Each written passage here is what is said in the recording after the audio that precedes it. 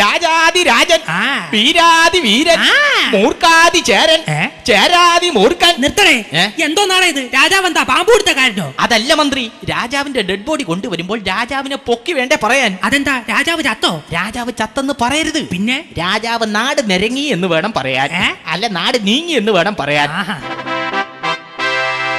രാജാവിന്റെ മൃതശരീരവും വഹിച്ചുകൊണ്ടുള്ള കലാപയാത്ര ഇതാ ഈ രാജവീതിയിലൂടെ വലിച്ചഴച്ചുകൊണ്ട് വരുന്നു. എടോ പടാ, താൻ എപ്പോഴാ ബാഡി കണ്ടത്? ഇന്നലെ വെളുപ്പിന് ദാസിപ്പെണ്ണ് നനച്ചിട്ടിരുന്നപ്പോഴാ ഞാൻ കണ്ടത്. നിങ്ങൾ എപ്പോഴാ കണ്ടത്? എടാ അതല്ല, രാജാവിന്റെ ഡെഡ് ബോഡി നീ എപ്പോഴാ കണ്ടതെന്ന്. അങ്ങനെ പാപം, ഇത്ര പെട്ടെന്ന് നാട് നീങ്ങുമെന്ന് ഞാൻ കരുതിയതേ ഇല്ല. അത് ശരിയാ, ചമഞ്ഞു കിടന്നാലും രാജാവ് ചത്തേ കിടക്കൂ.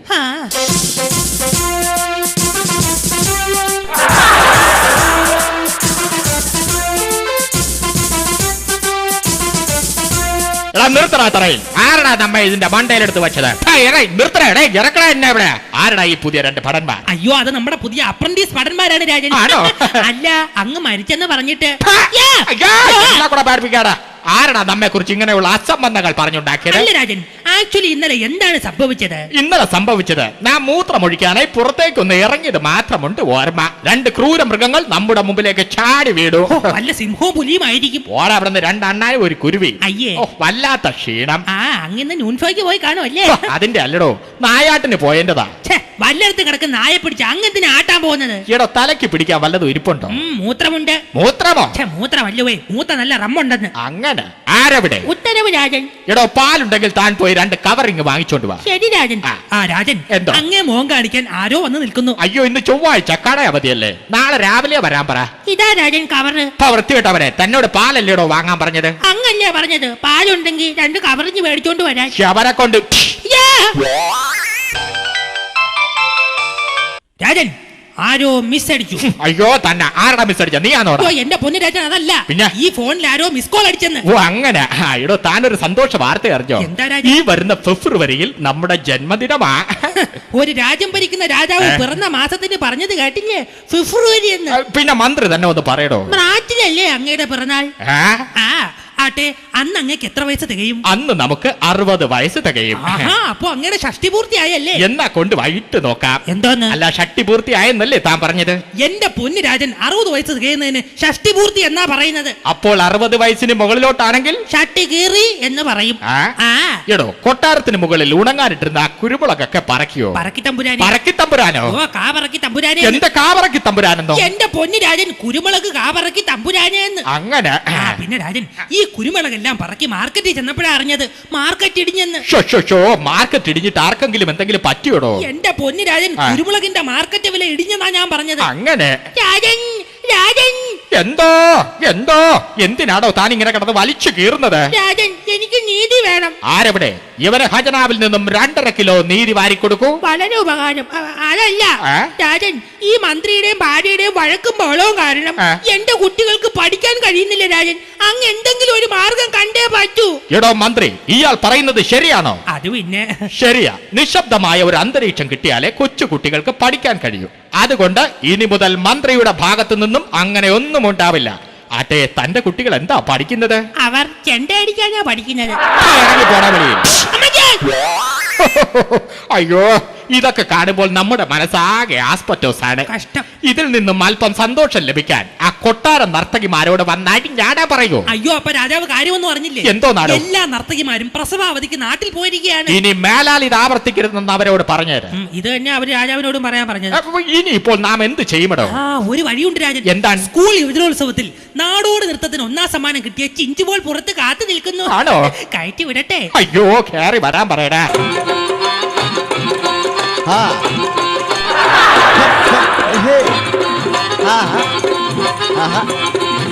സുഭാഷ് സുഭാഷ് തിരുനടയിൽ വെച്ച് ആനമർദ്ദി അബന്ധമാക്കി കാണത്തിടയുന്ന വേദനയിൽ പോലും നീതൻ മനസ്സിൽ പ്രതികാരം.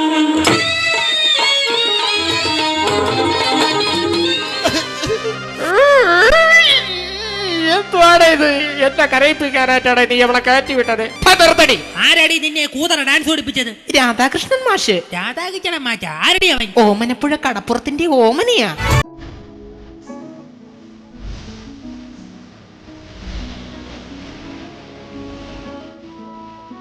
എടോ മന്ത്രി, എന്താടോ ഒരു വെടിമരുന്നിന്റെ നാറ്റം? എവിടെ ചുമ്മാതല്ല, റാണിതാ വരുന്ന.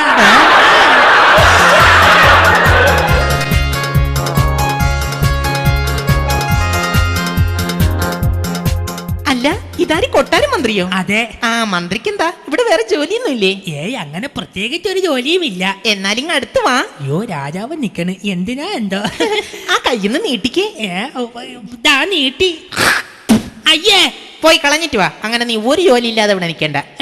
ആ, വരൂ റാണി. ഇത്രയും നേരം നീ എവിടെയായിരുന്നു? എന്റെ ഒരു കൂട്ടുകാരി പ്രസവിച്ചു. നല്ലൊരു ആൺകുട്ടിയാ. ആ കുട്ടിക്ക് നല്ലൊരു പേരിടണം. കുട്ടിയല്ലേ, പേര് നാം ഇടാം. നാരായണൻ കുട്ടി. എങ്ങനെയുണ്ട്? നമ്മുടെ വിവാഹം കഴിഞ്ഞിട്ട് 10-40 വർഷമായില്ലേ? ഇതുവരെ എനിക്കൊരു കുഞ്ഞിക്കാല് കാണാൻ സാധിച്ചിട്ടുണ്ടോ? അതിന് റാണി എന്തിനാ വിഷമിക്കുന്നത്?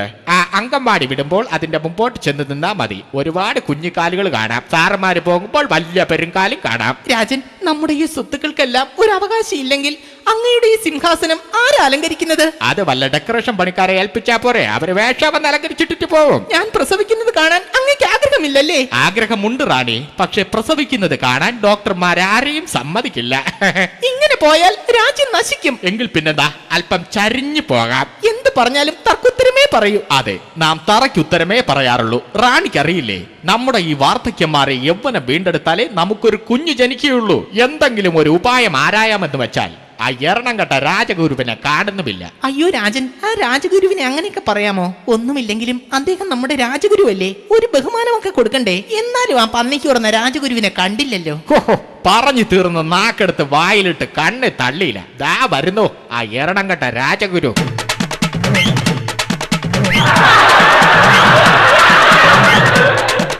രാജഗുരുവിന് നമ്മുടെ സാമ്പാർ രാജ്യത്തിലേക്ക് സ്വാഗതം. സാമ്പാർ വല്ല സാമ്രാജ്യത്തിലേക്ക് സ്വാഗതം. അങ്ങനെ. അനുഗ്രഹിക്കൂ ഗുരു.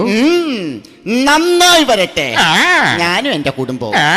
രാജഗുരു എന്താ വരാൻ ഇത്രയും താമസിച്ചത്? ഓ, വയസ്സായില്ലേ, ഇനി വരാനൊക്കെ അല്പം താമസിക്കും. ഗുരുവിന്റെ കയ്യിൽ മൊബൈൽ ഫോൺ ആണോ? അതെ. എസ്കോട്ടലിന്റെ ആയിരിക്കും. അല്ല, ഇതെന്റെ എന്റെ സ്വന്തം. അപ്പോൾ നോക്കിയായിരിക്കും. അതെ, നോക്കി തന്നെയാ വാങ്ങിച്ചത്.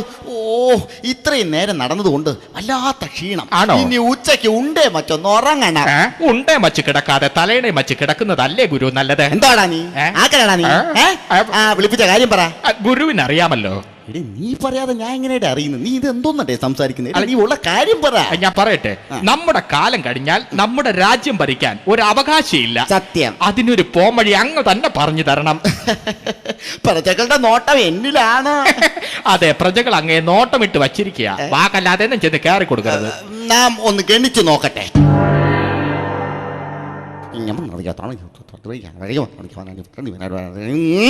എന്താണ് അങ്ങയുടെ നാട്? മൂലം. അത്തഞ്ചിത്തിര ചോദ്യവിശാഖം അനിഴം തൃക്കേട്ട മൂലം. മൂലം ശരിയല്ല. മൂലത്തിൽ ഗുളികൻ ഇടിച്ച് കയറി നിൽക്കുകയാണ്. ചുമ്മാതല്ലടേ, നാം കഴിക്കുന്നതൊന്നും പുറത്തേക്ക് പോകുന്നില്ല. എന്തെങ്കിലും കാണുന്നുണ്ടോ ഗുരു? കാണുന്നുണ്ട്.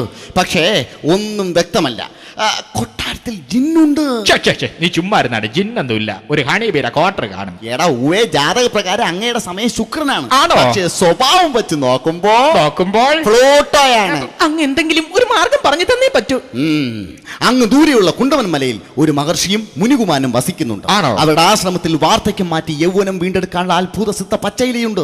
അതിന്റെ ഒരു ഇല കഴിച്ചു കഴിഞ്ഞാൽ അങ്ങയുടെ 15 വയസ്സ് കുറഞ്ഞു കിട്ടും. അത് കൊണ്ടുവന്ന് ഉരിയാടാതെ 10 ദിവസം മുറിക്കുള്ളിൽ പൂട്ടിയിരുന്ന ആ ഇല സേവിച്ചാൽ മാത്രമേ അങ്ങേക്ക് അതിന്റെ ഫലസിദ്ധി ഉണ്ടാവുകയുള്ളൂ. എങ്കിൽ എത്രയും പെട്ടെന്ന് ആ ഇല കൊണ്ടുവരാൻ നമുക്ക് ആളെ വിടാം. മാളെ മാത്രമല്ല, എങ്കിൽ ജഗതി ശ്രീമാനെ കൂടെ വിട്. എന്റെ പൊന്നെ, ഞാൻ പറയുന്ന ഒന്ന് കേൾക്ക്. അങ്ങനെ എങ്ങനെയൊന്നും ആ ഇല സ്വന്തമാക്കാൻ കഴിയില്ല. ആശ്രമത്തിലെ മുനികുമാരനെ വളച്ചൊടിക്കാൻ പ്രാപ്തിയായ ഒരു പെൺകുട്ടി വിചാരിച്ചാലേ ആ ഇല സ്വന്തമാക്കാൻ കഴിയൂ. എന്നാ ഗുരു, നമുക്ക് റാണിയെ വിടാം. കുറച്ചു കാലമായി ഞാനും വിചാരിക്കുന്നു. എന്തോന്ന്? അല്ല, അങ്ങ് പറഞ്ഞ കാര്യം. എടോ, റാണിയെ നാ ആശ്രമത്തിലേക്ക് അയക്കാമെന്നാ പറഞ്ഞത്. അങ്ങനെ എന്റെ പ്രഭു, അത് നടക്കില്ല. കന്യകയായ ഒരു പെണ്ണ് തന്നെ പോണം. അങ്ങനെയാണെങ്കിൽ അങ്ങയുടെ മോളെ തന്നെ അയക്കാം. ഞാൻ ഫിക്സ് ചെയ്യുന്നു. അതെ, എന്റെ മോള് പോയി ഇല കൊണ്ടുവന്നാൽ പ്രതിഫലമായി അങ്ങ് എനിക്ക് എന്ത് തരും? ഈ രാജ്യത്തിന്റെ പകുതിയും ഈ കൊട്ടാരവും ഞാൻ അങ്ങയുടെ പേരിൽ എഴുതി തരും. ഇത് വിറ്റാൽ എന്ത് കിട്ടും? അതറിയണമെങ്കിൽ ഇതിന്റെ യഥാർത്ഥ മുതലാളിയോട് തന്നെ ചോദിക്കണം. ഞാൻ ഇവിടെ വാടകയ്ക്കാണ്ടേ. രാജഗുരുവിന്റെ മകൾ പ്രിയംവദയെ കൂട്ടിക്കൊണ്ടുവരാൻ നാം ഇതാ കൽപ്പിക്കുന്നു.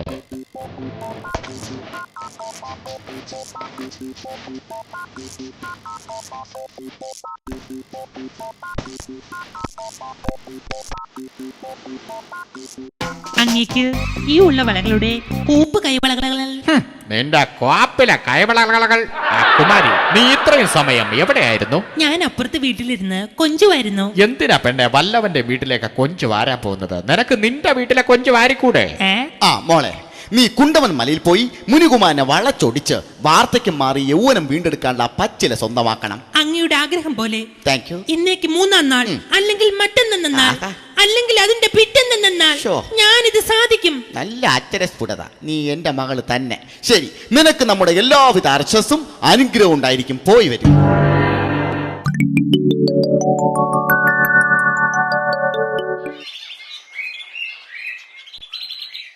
ഈ കിളവന്റെ കൂടെ എന്ന് കാട്ടിലേക്ക് ഞാൻ കെട്ടിയെടുത്തോ അന്ന് തുടങ്ങി എന്റെ കഷ്ടകാലം. നാട്ടിലായിരുന്നപ്പോ വല്ല ബാങ്കും കുത്തി തുറന്ന് 10 പൈസയെങ്കിലും കയ്യിലെടുക്കാനുണ്ടായിരുന്നു. ഓ, വല്ല ആനക്കൊമ്പും വലിച്ചൂരി വിൽക്കാന്ന് വിചാരിച്ച മരുന്നിന് പോലും പുല്ല ആനയും കാണാനില്ല. കുമാര, അച്ഛൻ വരുന്നെന്ന് തോന്നുന്നു.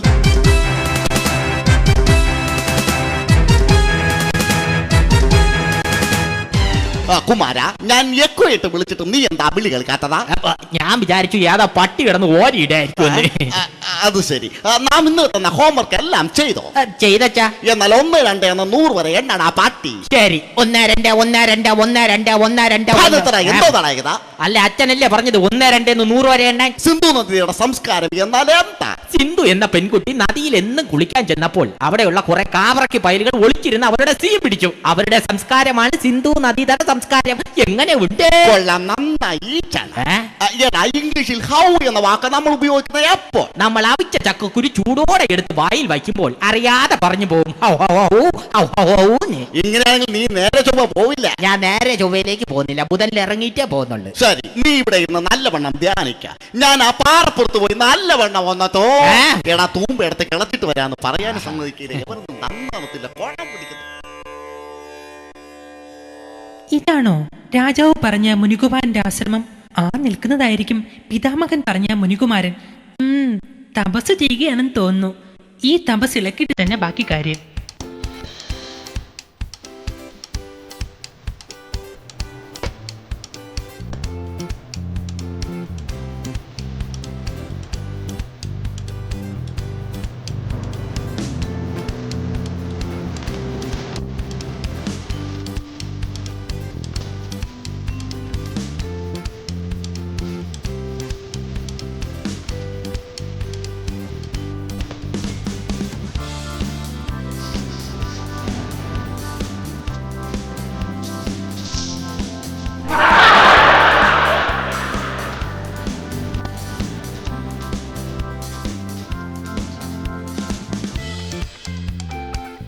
നീരാണുക.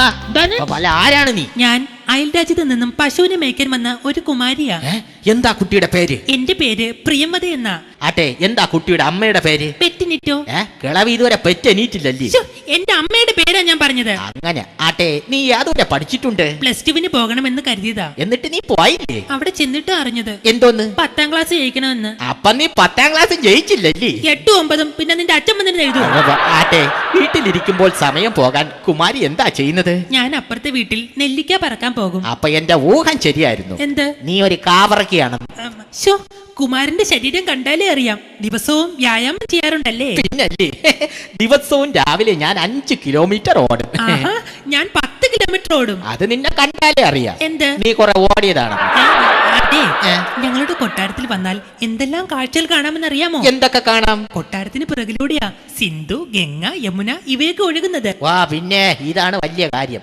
എടി, തങ്കമ്മ, രമണി, ശോഭന ഇവരൊക്കെ എന്റെ ആശ്രമത്തിന്റെ അകത്തൂടെയാ നിരങ്ങുന്നത്. പിന്നെയാണ് ഈ സിന്ധു, ഗംഗ, യമുനയൊക്കെ.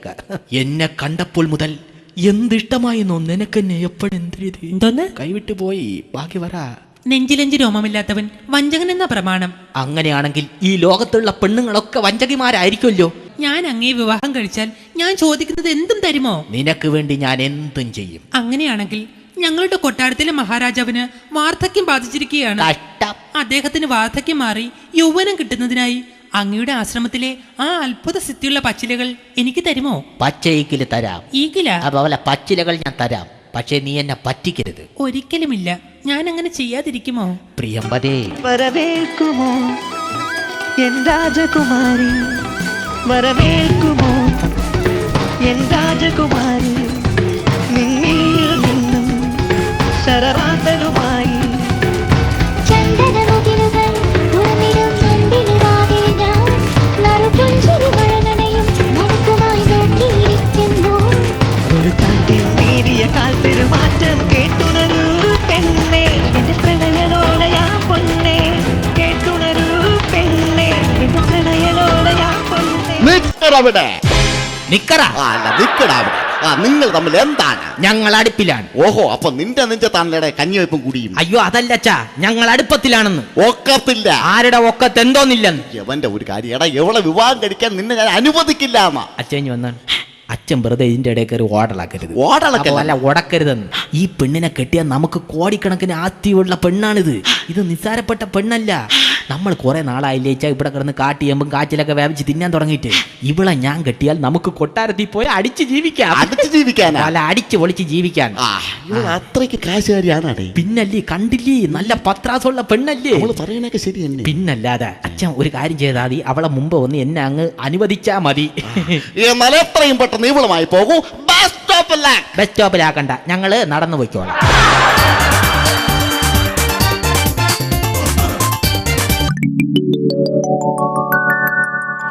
ഗുരു, നമുക്ക് നിത്യവനം വീണ്ടെടുക്കാനുള്ള പച്ചിലകളുമായി അങ്ങയുടെ മകളും കാട്ടിലെ കുമാരനും ഈ എയർപോർട്ടിൽ ലാൻഡ് ചെയ്തിട്ടുണ്ടെന്ന് നാം അറിഞ്ഞു. ചോദിക്കുന്നതുകൊണ്ട് ഒന്നും തോന്നരുത്. നീ ചോദിച്ചെന്ന് തോന്നും, അല്ലാതെന്ന് തോന്നു. ശരി, യൗവനം കിട്ടിക്കഴിഞ്ഞാൽ അങ്ങയുടെ ആഗ്രഹങ്ങൾ എന്തൊക്കെയാണ്? രേഷ്മ, മറിയ, സിന്ധു എന്നിവരെ വച്ച് നാം 3 സിനിമ പിടിക്കും. എല്ലാത്തിലും നാം തന്നെയാണ് നായകൻ.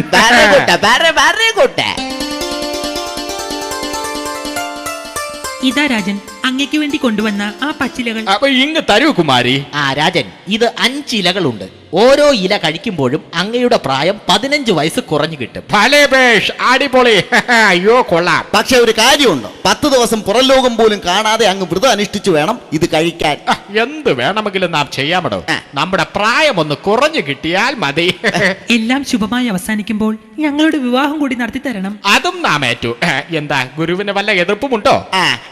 ഇല്ലല്ല. എന്നാൽ ഇതാ നാം പൂജാമുറിയിലേക്ക് പോകുന്നു. ഇനി 10 ദിവസത്തേക്ക് നമ്മെ ആരും ശല്യം ചെയ്യരുത്. അല്ല അത് പിന്നെ എടാ രായ എന്തോന്നടേ? രണ്ടല. വാലിന്റെ അടുത്തൊന്ന് നേരന്ന് വാങ്ങിച്ചോട്ട് വരുമ്പോ എന്നെ കൊന്നാലും ശരി, ഞാൻ ഇത് മാത്രം ആർക്കും തരില്ല.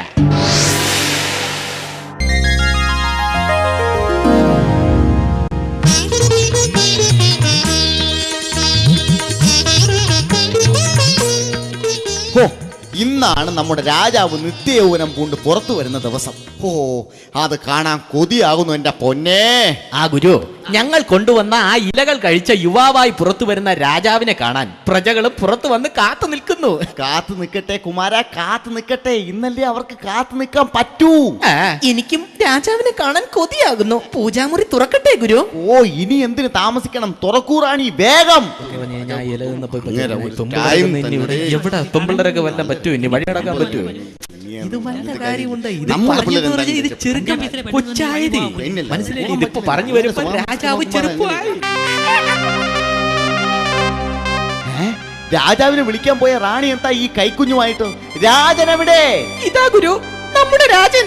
ഇതൊരു കൈക്കുഞ്ഞല്ലേ? ഒരു ഇല കഴിച്ചാൽ 15 വയസ്സ് കുറയുമെന്നല്ലേ കുമാരൻ പറഞ്ഞത്? അതെ. ആക്രാന്ത മൂത്ത് ആ ഇല മുഴുവനും ഇയാളെടുത്ത് കഴിച്ചു. ഇപ്പതേ ഈ പരുവത്തിലായി. എന്റെ ഈശ്വര, ഈ കുഞ്ഞിനായനെ ഇനി എന്ത് ചെയ്യും? അത് പറ. ഈ കുഞ്ഞിനെ ഇവർ കൊണ്ടുപോയി വളർത്തട്ടെ. അപ്പോൾ റാണി എന്ത് ചെയ്യും? എനിക്കിനി ഈ ഗുരുവിനെ മതി. ആഹാ, വൈദ്യം കൽപ്പിച്ചതും രോഗി ഇച്ഛിച്ചതും മിൽമ.